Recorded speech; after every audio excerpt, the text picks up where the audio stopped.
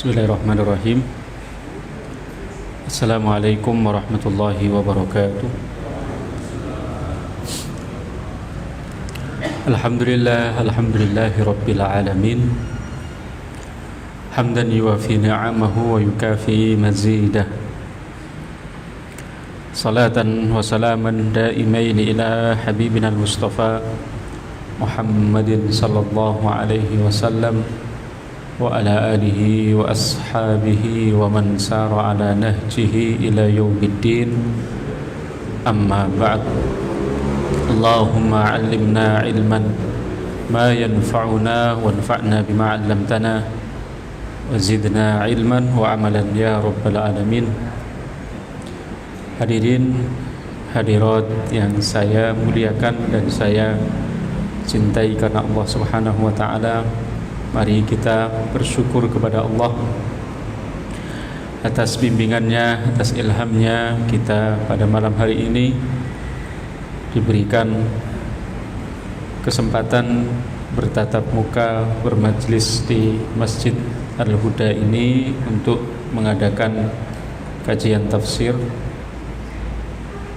Mudah-mudahan Allah Subhanahu wa taala menerima amalan-amalan dari amalan-amalan soleh kita di sisinya, dan Allah Subhanahu wa taala catat kita sebagai orang-orang yang ditinggikan derajatnya karena menuntut ilmu. Allahumma amin.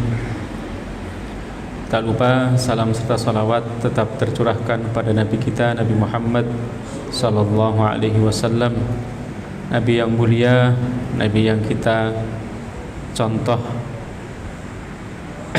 Nabi yang kita contoh, ambil teladannya ya. Kita mengambil sampel hal-hal dari kehidupan kita dari Nabi kita, Nabi Muhammad sallallahu alaihi wasallam. Semoga kita termasuk umatnya yang mendapatkan syafaatnya di yaumil qiyamah. Allahumma amin. Pada kesempatan kali ini, hadirin hadirat, saya ingin menyampaikan, melanjutkan penafsiran kita dari surat An-Nisa yang sampai pada ayat 32. Saya akan bacakan terlebih dahulu. A'udzu billahi minasy syaithanir rajim. Bismillahirrahmanirrahim. ولا تتمنوا ما فضل الله به بعضكم على بعض للرجال نصيب مما اكتسبوا وللنساء نصيب مما اكتسبن واسألوا الله من فضله إن الله كان بكل شيء عليما ولكل جعلنا موالي مما ترك الوالدان والأقربون والذين عقدت أيمانكم فآتوهم نصيبهم إن الله كان على كل شيء شهيدا. Dua ayat artinya, dan janganlah kamu iri hati terhadap apa yang dikaruniakan Allah kepada sebagian kamu. Hal itu lebih banyak dari sebagian yang lain, karena bagi laki-laki ada bagian dari apa yang mereka usahakan, dan bagi wanita pun ada bagian apa yang mereka usahakan. Dan mohonlah kepada Allah sebagian dari karunia-Nya. Sesungguhnya Allah Maha mengetahui atas segala sesuatu. Bagi setiap harta peninggalan dari harta yang ditinggalkan kedua orang tua dan karib kerabat, kami jadikan pewaris-pewarisnya. Dan jika ada orang yang kamu telah bersumpah setia dengan mereka, maka berilah kepada mereka bagiannya. Sesungguhnya Allah menyaksikan atas segala sesuatu. Ini ayat 32 menyampaikan kepada kita, Bapak Ibu sekalian, tentang larangan iri hati. Allah larang kita dengki atau iri, ya, mengharapkan sesuatu yang ada pada orang lain dari kecukupan, kekayaan, kesejahteraan, melimpah ruahnya harta pada orang lain, sebagian yang lain, kemudian kita mengharapkannya. Ini dilarang oleh Allah Subhanahu wa taala, karena dari tamanni atau dari mengharapkan apa yang ada pada orang lain itu menimbulkan iri hati. Iri hati nanti menimbulkan kedengkian. Kedengkian itu nanti mengganggu jiwa, ya. Jiwa yang terganggu akhirnya apa? Tidak bisa mendapatkan ketentraman, tidak merasakan ketentraman jiwa, ya, hingga merasakan kurang dan kurang, ya. Jiwanya tidak bisa rileks, jiwanya tidak bisa tenang. Maka segala kasab apapun yang menjadi bagian dari apa yang kita lakukan, kita syukuri. Kita perlu bangga dengan apa yang kita miliki dari kemampuan kita, kemudian menghasilkan sesuatu dari kita, ya, tanpa harus melihat orang lain, tanpa harus melihat orang lain. Belum tentu orang yang memiliki kedudukan yang mentereng, kedudukan yang istimewa itu lebih baik di mata Allah daripada orang yang tidak terlihat, tidak terpandang, ya. Dahulu kala dalam literasi penyebutan riwayat sanad dalam sebuah hadis, gitu ya, atau dalam kitab-kitab turath klasik, kitab turath kuno, disebutkan para salafus saleh, para alim ulama itu tidak malu ketika menyebutkan pekerjaannya dalam menyebut di literasi kitabnya. Contohnya, ada beberapa redaksi menyebutkan beberapa pekerjaan yang disebutkan oleh seorang faqih, seorang alim dalam kitabnya.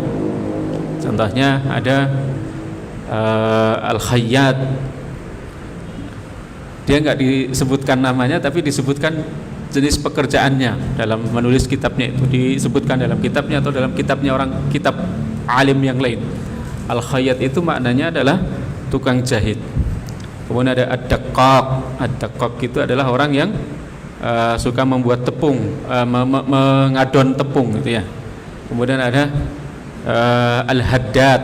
Nah, ini masih ada, tapi Al-Haddad sekarang kita dengar pasti nasabnya itu kayaknya nasab bagus. Apa itu Al-Haddad? Al-Haddad itu aslinya adalah pandai besi. Kemudian ada Al-Khashab, tukang kayu. An-Najjar, tukang batu, ya, dan yang lainnya. Itu tersebut Pak dalam kitab-kitab kuning seperti ini. Kitab-kitab artinya menyebutkan mihnah, yang pekerjaan atau profesi yang penting dia bangga dengan pekerjaannya, dia tidak malu, ya, tidak harus, mohon maaf, menjadi jampitsus, itu kan, ya, tidak. Tapi ternyata apa yang dia dapat, ya, hartanya tidak berkah, hartanya adalah harta haram, ya. Belum tentu yang banyak melimpah ruah yang kita pandang itu dia punya banyak hal, punya harta yang melimpah ruah, kemudian kedudukannya mentereng, itu mereka tentram dengan hartanya. Belum tentu. Justru mungkin orang yang menenun, ya, menenun kain itu jauh lebih bersahaja, hartanya lebih terasa bermanfaat, berkah. Seorang Syekhul Islam, ya, Hujjatul Islam, Imam Ghazali, disebut Al-Ghazali itu kenapa? Al-Ghazali itu maknanya adalah orang yang menenun, ya. Maka tidak usah dirisaukan. Nah, kalau bahasa kita adalah wang sinawang, nggih. Melihat orang yang kayaknya itu ke uripe penak bae, aku pengen koyo ngono. Nah, ini enggak boleh. Wala tatamannau ma faddalallahu bihi ba'dakum 'ala ba'd. Karena itu merusak hati tadi, ya, pertama, kemudian bisa merusak jiwa. merusak jiwa. Karena apa? Bagi masing-masing sudah Allah tentukan. Yang penting seseorang itu kasyaf, ya, berusaha, dan usahanya insya Allah akan menghasilkan, ya, bukan kemudian hanya berangan-angan. Karena berangan-angan itu hanya bisa merusak hati tanpa mau bekerja, ya, tanpa mau berbuat. Ini bahayanya berangan-angan. Sebenarnya asbab nuzul ayat ini adalah berkenaan tentang perkataan Ummu Salamah.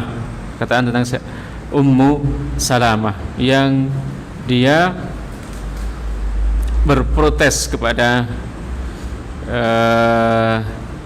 Rasulullah sallallahu alaihi wasallam. Itu kok enak ya jadi laki-laki, mereka mendapatkan warisan 2 kali lipat dari seorang wanita, kemudian kesaksian 2 orang wanita sebanding dengan kesaksian seorang laki-laki, padahal kami dalam beramal sama saja. Kemudian laki-laki itu bisa mendapatkan syahadah, bisa berperang di jalan Allah. Ini Ummu Salamah bertanya kepada Rasulullah seperti itu. Turunlah ayat ini. Masing-masing itu sudah Allah takdirkan, sudah Allah ciptakan sesuai dengan kadarnya, ya. Likulli syai'in qadra, ya, atas ciptaan Allah, ya. Wanita kemudian enggak usah berprotes, ya, kemudian ingin menjadi laki-laki, ya, laki-laki berprotes ketika melihat kok perempuan itu enak saja, ya, di rumah enggak perlu keluar, enggak tanggung jawab atas kepala keluarga, gitu ya, enggak seperti kepala keluarga. Masing-masing memiliki kelebihannya. Perempuan bisa mengerjakan sesuatu yang lembut, yang tidak bisa dilakukan oleh laki-laki. Sedangkan laki-laki bisa mengerjakan pekerjaan yang keras, yang kasar, yang tidak bisa dikerjakan oleh perempuan. Likulli syai'in qadra. Setiap sesuatu itu ada kadarnya, ada kadarnya. Ini maka jangan, kalau bahasa jadi orang itu jangan sering mengagumi orang, apa bahasa Jawanya itu apa, cepat kagum sama orang, gumunan, gumunan. Sebule sing digumuni ketok-ketok jaksa muda gitu nggih. Sebule kok bawa apa, uang yang haram, harta yang haram. Berapa kilo Pak? Ya. Tidak seperti itu, ya. Jadi jangan cepat gumunan.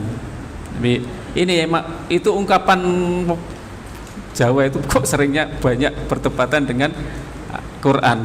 Wala tatamannau, ojo cepet gumunan.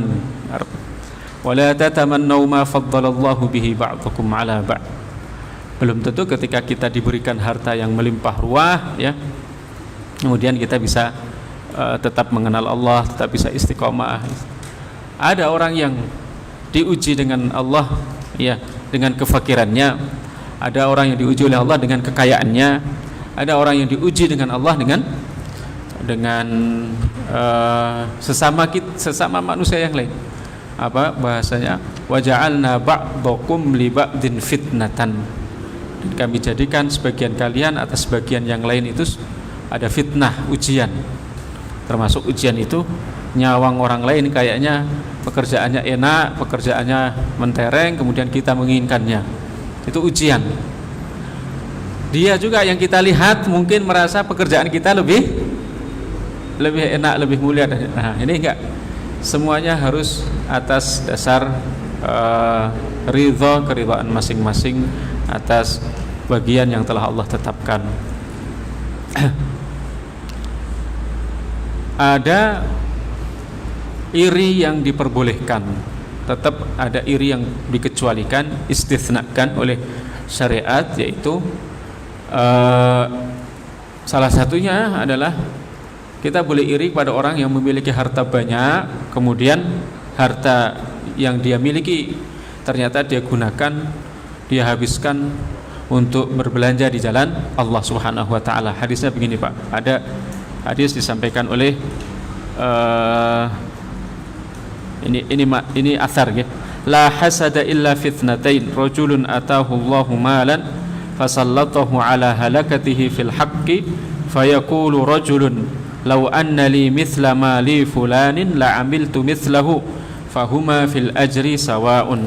Tidak boleh dengki kecuali dalam dua hal, yaitu terhadap seseorang laki-laki yang dianugerahi oleh Allah harta yang banyak, lalu ia meninfakkan, membelanjakan hartanya itu di jalan yang hak, di jalan yang benar. Dan ada lelaki lain mengatakan, ini laki-laki yang iri padanya itu mengatakan, seandainya aku mempunyai apa yang semisal dengan yang dia punyai oleh fulan, niscaya aku akan mengamalkan hal yang sama. Maka kedua-duanya mendapatkan pahala yang sama. Ini jadi boleh ada seseorang, masya Allah, amalnya dengan hartanya itu luar biasa. Sampai ada cerita waktu Suriah masih bergejolak gitu Pak.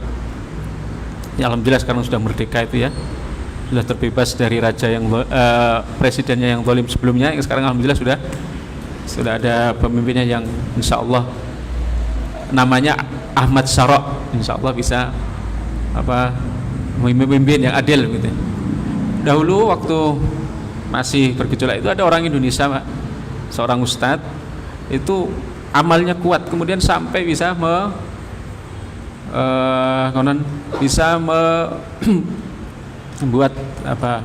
di sana punya konter roti di Suriah. Ada orang sini beramal di sana untuk orang sana ya.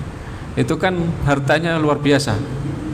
Dia diberi oleh Allah, diberi fadilah oleh Allah harta yang banyak, tapi dia juga gunakan untuk membelanjakan di jalan Allah, dia gunakan untuk donasi di sana, bahkan sampai punya gudang kue di sana.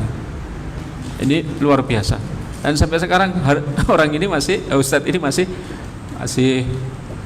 ada, dan hartanya juga masih suka berinfak. Maka orang-orang seperti ini boleh kita hasadi, boleh kita iri kepadanya. Kemudian kita berkata, kalau seandainya aku memiliki harta seperti dia ya, yang diberikan Allah harta yang melimpah ruah, aku akan menginfakkan seperti dia. Ini boleh, orang bilang demikian boleh. Maka di hadis ini falahuma fil ajri sawa, bagi keduanya pahalanya sama. Ini kalau kekagumannya, gumunnya pada orang yang saleh, orang yang baik, dan kita juga ingin soleh dan ingin mendapatkan pahala yang dari amal kebaikan, itu boleh. Tapi kalau cuma iri-iri yang semu, iri-iri yang cuma ingin eksis, ini yang tidak boleh. Kemudian yang kedua adalah rajulun atahullahu ilman, dan seseorang yang diberikan ilmu, kemudian dia menyampaikan ilmu itu, kemudian kita berharap supaya Allah juga memberikan ilmu kepadanya. Jadi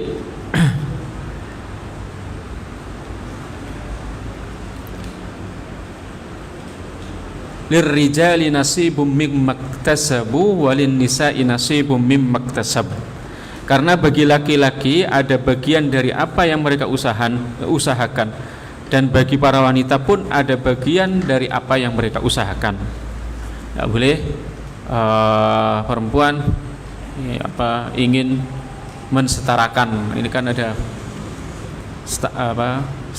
setara, isu-isu setara gender itu ya. Ingin yang perempuan itu ingin bisa mengerjakan apa yang dilakukan oleh laki-laki, dan yang laki-laki sudah nganggur saja gitu. Ini disebutkan oleh Buya Hamka di tafsir Al-Azharnya itu gini, sudah sejak saat beliau masih hidup itu hal-hal seperti ini sudah menjadi isu ya, yang perempuan pengen menjadi orang sama pekerjaannya dengan pekerjaan para kaum laki-laki. Yang penting kalau di barat itu di masa industrialisasi itu kan, yang perempuan kemudian akhirnya juga keluar ya, bekerja menjadi buruh ya, tapi upahnya ternyata sedikit. Upahnya ternyata sedikit. Akhirnya yang laki-laki ya, karena sudah perempuan juga ikut bekerja ya, yang laki-laki kerjanya di perusahaan di pabrik-pabrik itu nggak serius lagi ya, karena sudah terbantu. Nah ini karena apa? Allah sendiri sudah katakan sebenarnya ada kemampuan kadar perempuan itu segini, yang laki-laki itu segini ya. Saya ingat banget Pak, dulu itu ada di Saudi itu aib atau hal tidak baik bagi perempuan nyetir mobil. Itu sampai sebelum corona masih adat itu masih berjalan bagus ya. Tapi sekarang setelah corona sampai sekarang kita temui sudah berubah ya, perempuan menyetir itu sudah biasa di sana. Dan saya waktu umrah tahun 2023 itu ada dari perjalanan dari mana, ada jalan antara Masjid Nabawi sampai Kubah itu sekarang sudah ada jalur khusus berjalan, sudah bisa sampai Masjid Kubah. Kalau dari arah utara Masjid Nabawi ya, kemudian di situ ada mobil yang bukan mobil listrik namanya yang terbuka itu ya. Ternyata yang nyetir sudah wanita bercadar. Dulu sebelum itu hal-hal seperti itu masih jarang dijumpai atau masih menjadi aib. Tapi sekarang sudah biasa. Kalau di negeri kita sudah biasa memang. Tapi kalau di sana di Saudi terutama itu dulu ketat banget. Ada beberapa hal tidak boleh dilakukan oleh perempuan.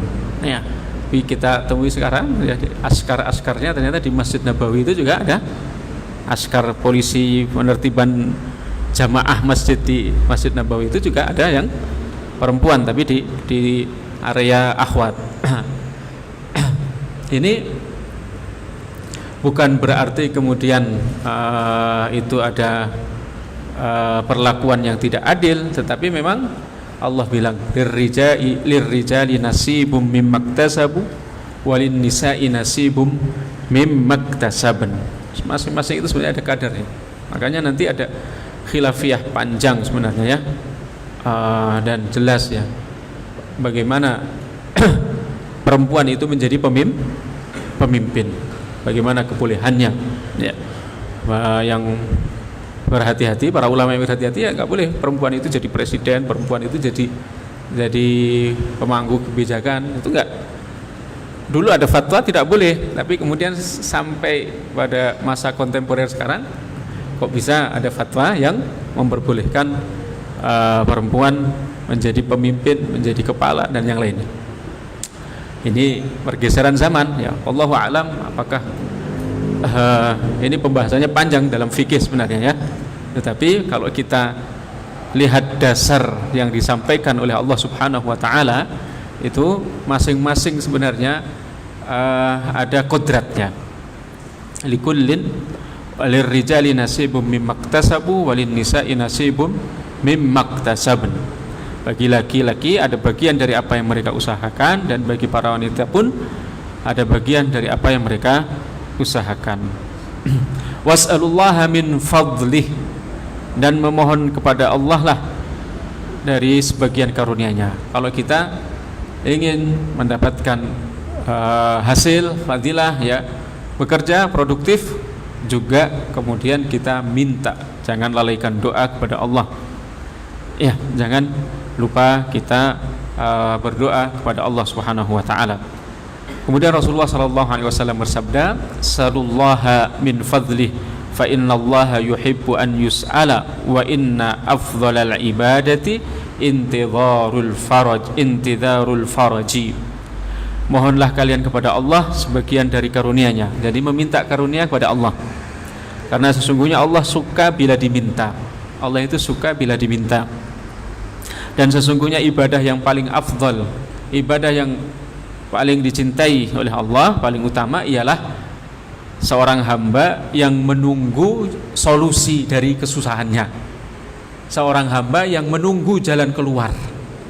hamba ini dicintai oleh Allah, memiliki fadilah pada Allah. Ketika sudah berusaha, berdoa, ternyata jalan keluarnya masih lama atau mungkin yang cepat, pengennya kita semua pengennya ada jalan keluar cepat. Tapi ternyata Rasulullah menghibur itu bagi siapa yang menunggu jalan keluar, menunggu adanya solusi dari kesukarannya, ternyata itulah momen-momen dicintai oleh Allah. Ini kadang kita pengennya ndang rampung, ngaten nggih? Ndang masalah dhewe iki ndang rampung. Nah, ini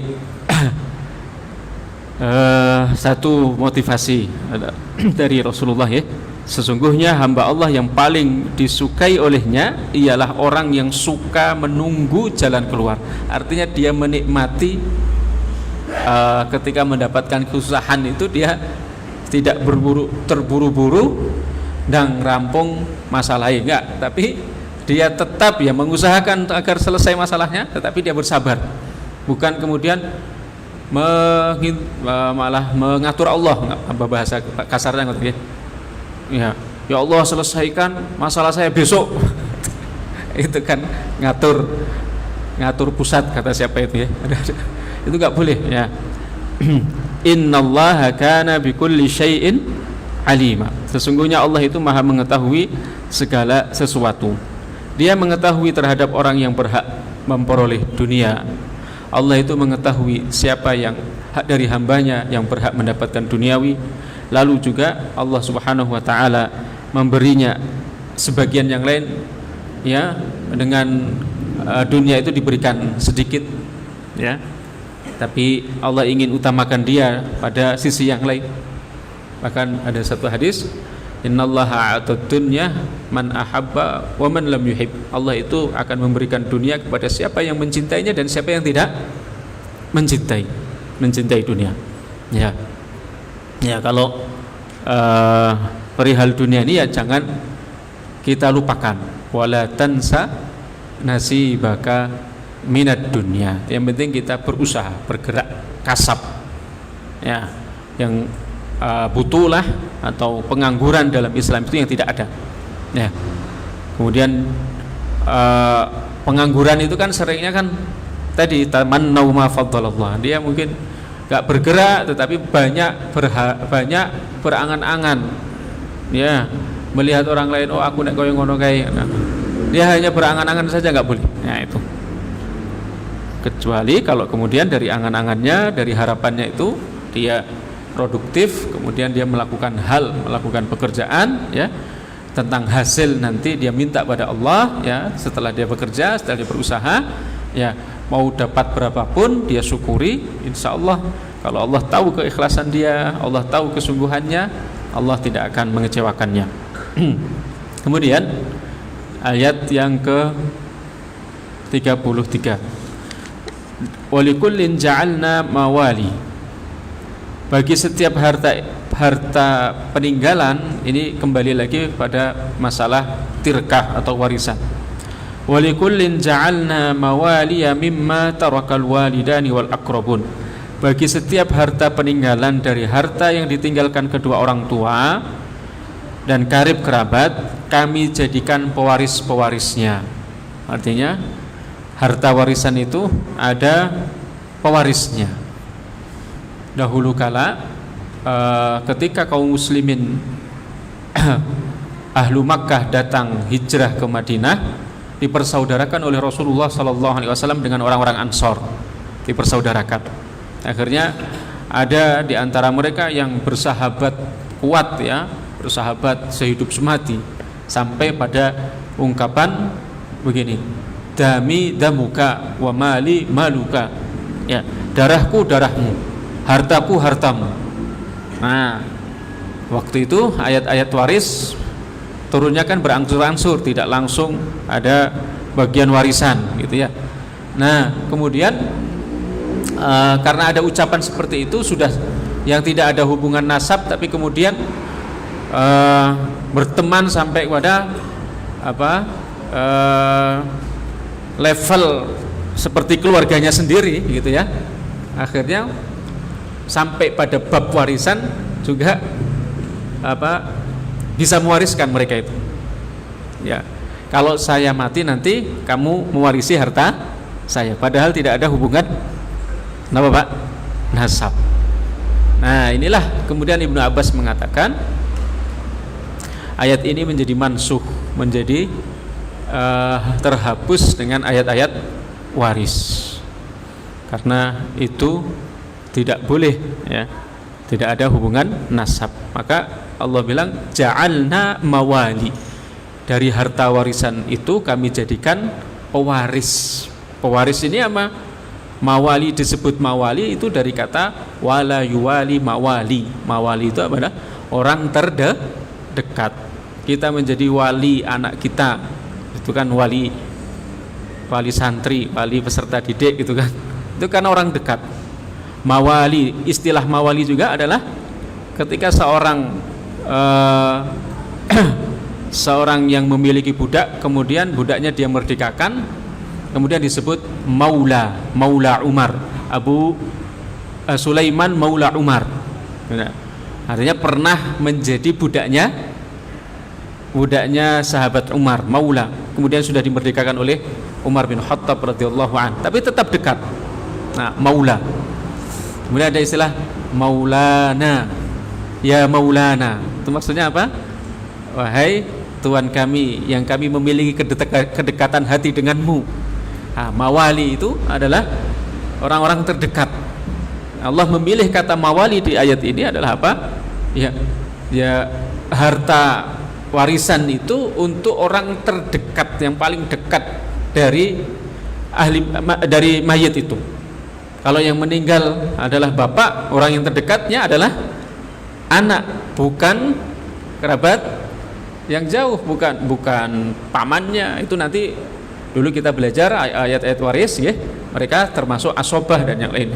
Nah, apalagi dalam masalah tadi, ya, yang para sahabat muhajirin, ya, dipersatukan oleh Rasulullah, kemudian seakan-akan sudah menjadi kerabat. Orang-orang Ansor itu sudah menjadi keluarga sendiri.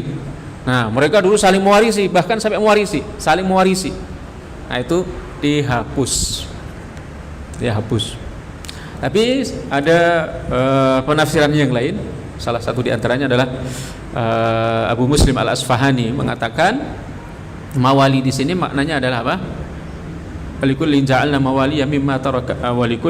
mawaliya mimma tarakal walidain wal aqrabun walladzina aqadat aymanukum. Artinya orang-orang yang mengadakan akad hubungan suami istri, itu kan berdiri di atas akad pernikahan, itu juga mawali.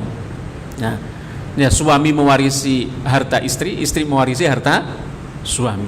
Nah, ini walladzina aqadat aymanukum, dan orang-orang yang telah bersumpah, ya, dengan mereka, maksudnya dengan aimanukum. Aiman di sini dengan tangan kanannya. Menurut Abu Muslim Al-Asfahani itu yang mengadakan akad pernikahan. Kan kalau akad itu kan nyalami bukan? Tapi ada nyalami walinya. Alladzina aqadat aimanukum fa'atuhum nasibahum. Maka berikan bagian harta untuk mereka. Innallaha kana ala kulli syai'in syahida. Sesungguhnya Allah menyaksikan atas segala sesuatu. Jadi ini ayat yang menasah perkataan orang-orang atau sahabat Rasulullah di waktu itu yang mengatakan mali maluka wa dami damuka. Hartaku hartamu, darahku darahmu. Enggak boleh ini. Kalau enggak ada hubungan kerabat, ya, kemudian bagaimana kemudian bisa mewarisi? Ya dengan menjadikan musaharah, atau anaknya harus menikah dengan anak perempuannya, bukan kemudian sahabat sampai melampaui batas sampai pada hal warisan pun juga mendapatkan hak warisan. Tidak, itu tidak boleh, ya. Tapi yang sudah berlaku awalnya ketika turun ayat ini, ya, yang sudah sahabat yang sudah melakukan hal seperti itu tetap dimaafkan oleh Allah, tetap diampuni. Dan ketika sudah berjanji, kan mungkin ada yang sudah berjanji, nanti kalau saya meninggal kamu mengambil warisanku ini padahal tidak ada kekerabatan. Itu ya karena sudah berjanji seperti itu, ya tetap harus ditepati. Tapi setelah itu tidak berlaku lagi hukum ya, atau hal-hal seperti ini diharamkan oleh Allah Subhanahu wa taala. Enggak boleh ya. Ada dua orang muslim ya, saking dekatnya gitu ya. Sudah seperti saudara sendiri. Kemudian menyampaikan ya, nanti kalau saya meninggal kamu mewarisi hartaku. Ini enggak boleh. Ya, kecuali kalau dia berwasiat. Wasiatnya apa? Kamu nanti saya kasih. Nah, itu saya kasih bagian ini milikku, saya hadiahkan kepadamu. Dan wasiatnya pun tidak boleh lebih dari 1/3. Innallaha kana ala kulli syai'in syahida. Sesungguhnya Allah Subhanahu wa taala atas segala sesuatu itu maha mengetahui. Ini tentang sumpah fakta seperti itu tadi, dulu juga dilakukan oleh para sahabat ya. Ternyata itu hal yang perlu diluruskan dalam Islam. Ada satu hadis, la hilfa fil Islam wa ayyuma hilfin kana fil jahiliyah lam yazidhul Islamu illa syiddah. Tidak ada sumpah fakta dalam Islam, tetapi sumpah fakta apapun yang terjadi di masa jahiliyah, maka Islam tidak menambahkan kepadanya, melainkan hanya memperkuatnya. Nah, maksudnya tidak ada konsekuensi hukum, tetapi ya berkenaan dengan warisan tadi ya berlaku ayatul ahkam, ayat-ayat hukum warisan tentang ayat-ayat hukum warisan seperti ayat 11 12 di surat An-Nisa ini.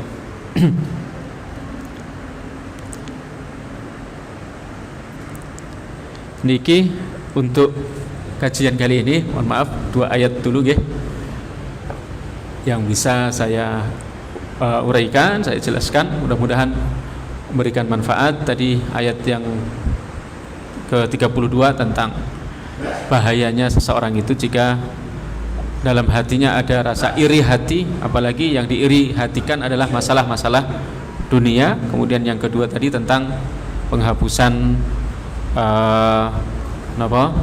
pembagian warisan yang tidak ada hubungan kekerabatan. Barakallahu fikum, mudah-mudahan memberikan manfaat untuk kami dan untuk jamaah sekalian. Saya tutup, subhanakallahumma bihamdika nashhadu an la ilaha illa anta nastaghfiruka wa natubu ilaik. Akhiru da'wana alhamdulillahi rabbil alamin. Assalamualaikum warahmatullahi wabarakatuh.